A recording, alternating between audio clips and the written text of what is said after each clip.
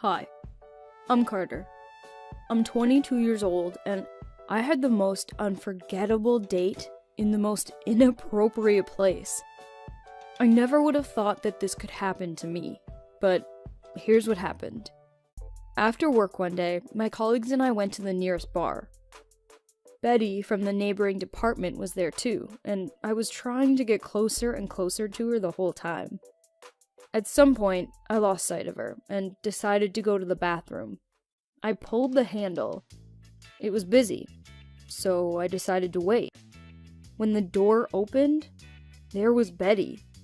When she saw me, her eyes widened and she froze in the doorway. "Carter, here's the thing." She bit her lip and looked at me expressively. "I dropped my necklace into the toilet, and I have no idea how to get it out." We both stood over the toilet and looked at the water. I don't know what was going through Betty's mind, but I was evaluating how far, or in my case, how deep I was willing to go to impress her. As the pause grew longer, it was clear that we needed to make a decision. Just at that moment, Betty put a hand on my shoulder. "It's alright, Carter. I'll buy another one." I wanted to suggest that I buy her another. But not because I didn't want to retrieve this one, but because I wanted to do something nice. But I decided that it was too early to make such a suggestion. I was about to leave, but when I turned the door handle, it didn't budge. I tried several more times, to no avail. The lock was jammed. I reached into my pocket for my phone, but it wasn't there. Apparently, I had left it at the table. "Betty, do you have a phone? We need to call someone so they can open it from the outside." "No, I left it in my purse," she said, throwing her hands up. I thought that maybe I could just break the door, but first of all, I had never done that before, and it was impossible to be sure that I would succeed. And secondly, when would there have been another opportunity to be alone with Betty like this? Besides, someone would be wanting to use the bathroom soon, so our confinement was unlikely to last more than 10 minutes. Betty was looking at me inquisitively, her eyes sparkling. It was so disappointing that I couldn't read her thoughts. She was being so cute and open that you would think that she liked me too. At work, she was always so focused and closed. I wanted to ask her out on a date several times, but I always chickened out when I saw her stern look. But finally, here we were alone. What's more, Betty didn't seem upset by our imprisonment, or by the lost necklace. Had 10 minutes passed? Or more? Time seemed to stop for me, and I didn't want our captivity to end, just to go back to our separate departments. We sat on the toilet lid back to back and talked. I spoke a little about me and my family, and Betty a little about hers. She said that it had been almost a year since she lost her mother, and as a comfort, she wore her mother's necklace. Wait, that same chain? I even jumped. Betty touched her neck with her hand where the chain used to hang, and looked at me bewildered. "Why didn't you tell me that it was so precious and irreplaceable to you? Now I'll definitely try to get it out." I lifted the lid and peered into the water. I could search the bottom with my hand, or in the pipe leading to the toilet. It could get stuck in there. I looked around in search of a tool or something similar, but my gaze stopped on Betty's wide, guilt-ridden eyes.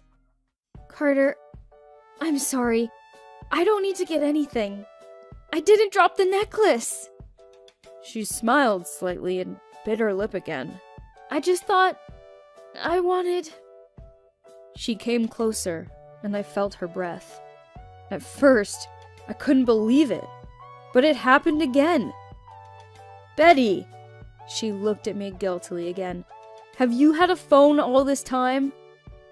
She took it out of her pocket of her loose-fitting pants and nodded. It turns out that I don't understand girls or their feelings at all. It's a good thing that Betty was much more decisive than me. We laughed and called our coworker Amanda. After 5 minutes, we were free. I helped Betty fasten her chain around her neck and set off to accompany her home. The next day, we had a real date.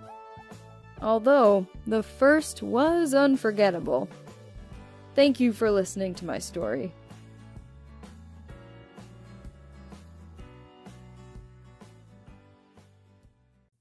Hi, I'm Michael. I'm 27 and soon my dating life will ruin me.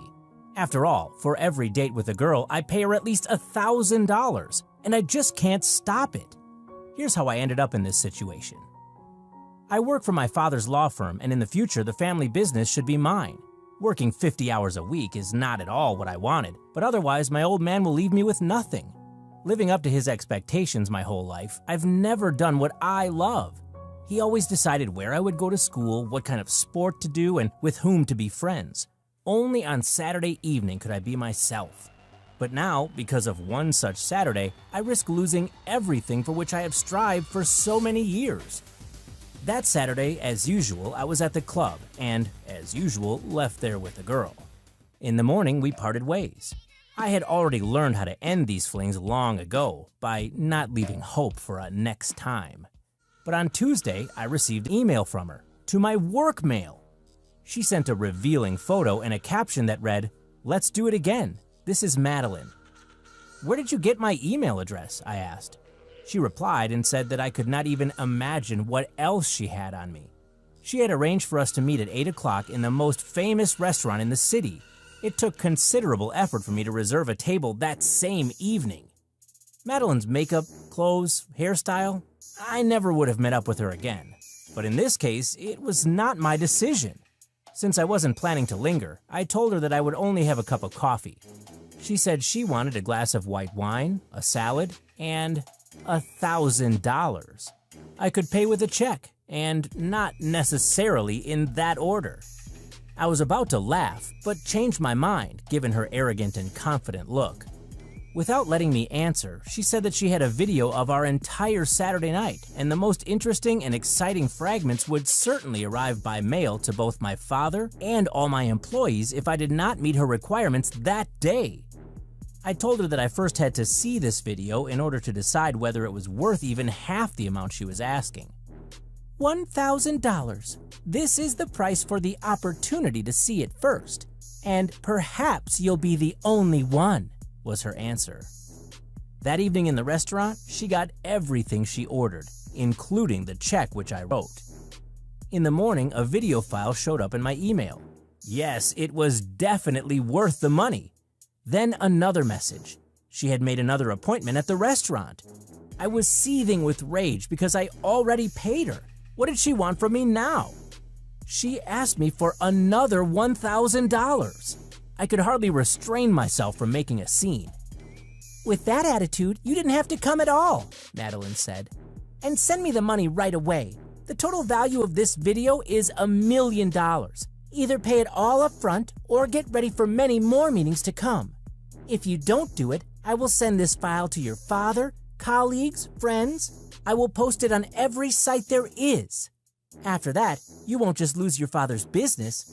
You'll never be able to work in any law firm again. Well, except maybe as a janitor." 2 months have passed since that second meeting, and in that time, there have been 8 more. It's not hard to calculate how much it cost me. You're probably wondering what is on that video, and how am I stuck in all this? I reached out to my sources and found out that Madeline's brother had been practicing with his father not so long ago. Obviously, after that, one of them came up with the idea to set me up and get some easy money. Meeting in the club, the hotel room, at the time, it seemed funny to me. But now this joke will either ruin me or destroy my career and deprive me of my inheritance. I don't know how to stop all this. What would you do in my place if you were blackmailed by a girl who threatened to show everyone a video that would simply destroy you?